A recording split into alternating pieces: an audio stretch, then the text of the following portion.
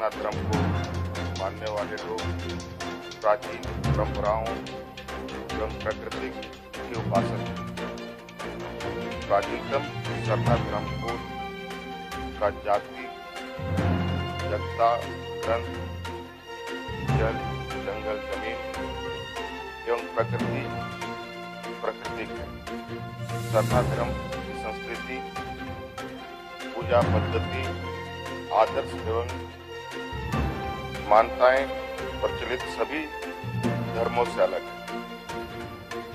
आदिवासी समाज प्रकृति के पुजारी हैं। पेड़ पहाड़ों की पूजा तथा जंगलों को संरक्षण देने को ही ये अपना धर्म मानते हैं। आज पूरे विश्व बढ़ते प्रदूषण एवं पर्यावरण की रक्षा को लेकर चिंतित है। वैसे समय में इस धर्म की आत्मा ही प्रकृति एवं पर्यावरण की रक्षा है। उसको मान्यता मिलने में भारत ही नहीं पूरे विश्व में प्रकृति प्रेम का संदेश फैलेगा। आदिवासी सरना समुदाय पिछले कई वर्षों से अपने धार्मिक अस्तित्व की रक्षा के लिए जनगणना कोड में प्रकृति पूजन सरना धर्म वालियों को शामिल करने की मांग लेकर संघर्षरत रहे। प्रकृति पर आधारित आदिवासी के पारंपरिक धार्मिक अस्तित्व की रक्षा की चिंता निश्चित तौर पर एक गंभीर सवाल है।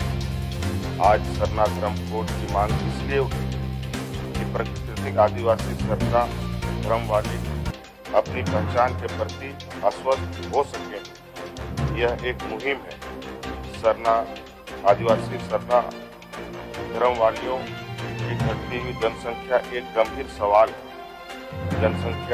जनगणना 2001 के बाद जब आदिवासी जनसंख्या की प्रतिशत फिर एक बार कम हुआ तो यही प्रतिक्रिया सामने आएगी। आखिरकार आदिवासियों की जनसंख्या में लगातार कमी क्यों हो रही है और कैसे? पिछले 8 दशक की जनगणना के आकलन इस तथ्य को प्रमाणित करते हैं। आदिवासी जनसंख्या का प्रतिशत लगातार कम हुआ। आजादी के बाद से देश में उत्पन्न बड़ी समस्याओं में बढ़ती जनसंख्या देश के सामने बड़ी चुनौती है। सन 1931 से 2011 के आदिवासी जनसंख्या की क्रमिक विश्लेषण से यह पता चलता है कि पिछले 8 दशकों में आदिवासी जनसंख्या का प्रतिशत 38.03 से घटकर 2011 में 26.02% हो गया। इन 8 दशकों में आदिवासी जनसंख्या में तुलनात्मक रूप से 12% की कमी आई है, जो एक गंभीर सवाल है।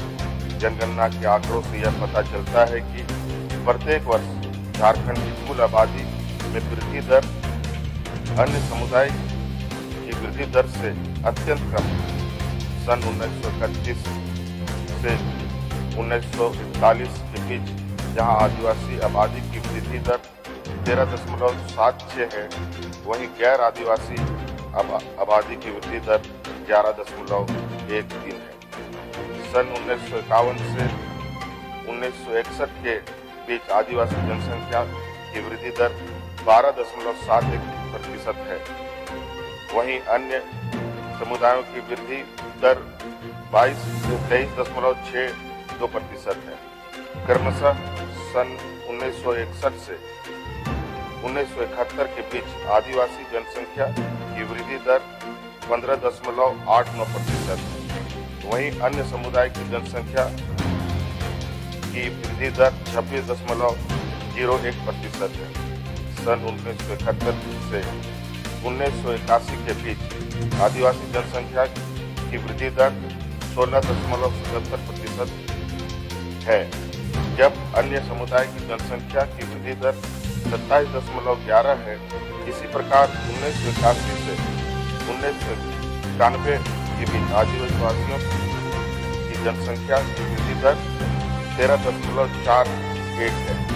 वहीं तुलनात्मक रूप से गैर आदिवासी की वृद्धि दर 28.67% है।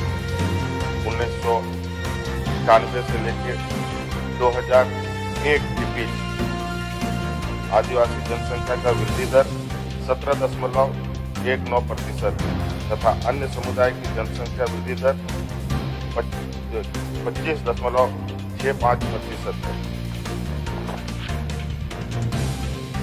इस जनसंख्या की कमी की प्रमुख कारण यह भी है कि जनगणना की कानूनी प्रक्रिया के मुताबिक प्रत्येक 10 वर्ष में जनगणना के कार्य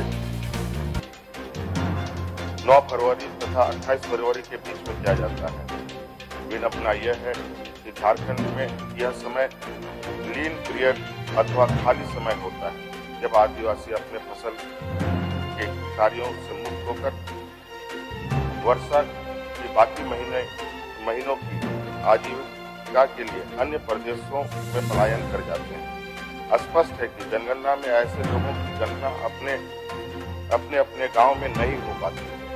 यह तर्क दिया जाता है कि जो लोग जनगणना के वक्त अपने क्षेत्रों में नहीं होते, उनकी गणना उस समय में रहने की जगह में हो जाती है, परंतु यह सवाल गणना का नहीं है। सवाल है वैसे आदिवासी की गणना जो प्रदेश से बाहर होते हैं, आदिवासी के रूप में ना होकर सामान्य जाति के रूप में कर ली जाती है। आदिवासी जनसंख्या की गिरावट का कारण संविधान में विशेष अधिकारों के तहत 5वीं अनुसूची के अंतर्गत आदिवासी विकास नीतियों में प्रतिकूल प्रभाव पड़ना स्वाभाविक है। पंचायत उपबंध अनुसूचित विस्तार अधिनियम 40/1996 की धारा 4(10) के अनुसार क्षेत्र के प्रत्येक पंचायत के विभिन्न पदों पर आदिवासियों के लिए आरक्षित किए जाने का आधार जनसंख्या को ही माना गया है। इस प्रकार 5वीं अनुसूचित क्षेत्र को चिन्हित करने का आधार भी जनगणना को ही माना गया है। गत कई वर्ष के 5वीं अनुसूचित क्षेत्र में ऐसे जिलों को हटाने की मांग की जा रही है जहां आदिवासियों की जनसंख्या में कमी आई है। इस प्रकार जनसंख्या में आने वाली कमी आदिवासियों के लिए दिए जाने वाले संवैधानिक अधिकारों को प्रतिकूल रूप से प्रभावित करेगा। उपरोक्त परिस्थिति के मद्देनजर हिंदू, मुस्लिम, सिख, ईसाई, जैन धर्म वालियों से अलग सरना अथवा प्राकृतिक पूजक आदिवासियों की पहचान के लिए, उनके संवैधानिक अधिकारों की रक्षा के लिए अलग सरना कोड अति आवश्यक है। अगर सरना कोड मिल जाता है तो इसकी दुर्गामी अच्छे परिणाम प्राप्त होंगे। प्रथम में यह कि सरना धर्म वाले आदिवासियों की गिनती स्पष्ट रूप से जनगणना के माध्यम से हो सकेगी। आदिवासियों की जनसंख्या को स्पष्ट आकलन हो सकेगा। आदिवासियों को मिलने वाली संवैधानिक अधिकारों 5वीं अनुसूची के प्रावधानों, ट्राइबल सब प्लान के तहत मिलने वाले अधिकारों, विशेष केंद्रीय सहायता का लाभ तथा भूमि के पारंपरिक अधिकारों का लाभ प्राप्त हो सकेगा। आदिवासियों की भाषा, संस्कृति, इतिहास का संरक्षण एवं संवर्धन होगा। अतः सरना कोड आदिवासी समुदाय के समुचित विकास के लिए अति आवश्यक है, क्योंकि यह भी सन 1871 से 1951 तक जनगणना में आदिवासियों का अलग धर्म कोड था, लेकिन वर्ष 1961 से 62 की जनगणना प्रपत्र को इसे हटा दिया गया। वर्ष 2011 की जनगणना में देश के 21 राज्यों में रहने वाले लगभग 50 लाख आदिवासियों की जनगणना प्रपत्र में सरना धर्म लिखा है। क्योंकि यह भी है कि झारखंड में सरना धर्म को मानने वाले लोग वर्षों से धर्म कोड लागू करने के लिए आंदोलन करते आ रहे हैं। सरना धर्म कोड को लागू करने हेतु वर्तमान एवं पूर्व सदस्य झारखंड विधानसभा एवं कई आदिवासी संगठन द्वारा ज्ञापन आवेदन के माध्यम से सरकार से अनुरोध किया गया है। अतएव आदिवासियों के लिए अलग आदिवासी सरना धर्म कोड प्रावधान करने हेतु राज्य सरकार से संकल्प संख्या 4242 दिनांक 03/11/2020 के अनुसमर्थन प्राप्त करने हेतु केंद्र सरकार को प्रस्ताव भेजने हेतु सभा की सहमति हो। जब टूटती है आस, जब थकती है सांस, जब रूठते हैं अपने, मुंह मोड़ता है जमाना, जब अंगड़ाई लेता है संकल्प, फिर बनती है कहानी, बनते हैं अनमिट निशान। देखिए मेरे साथ संघर्ष की दास्तां।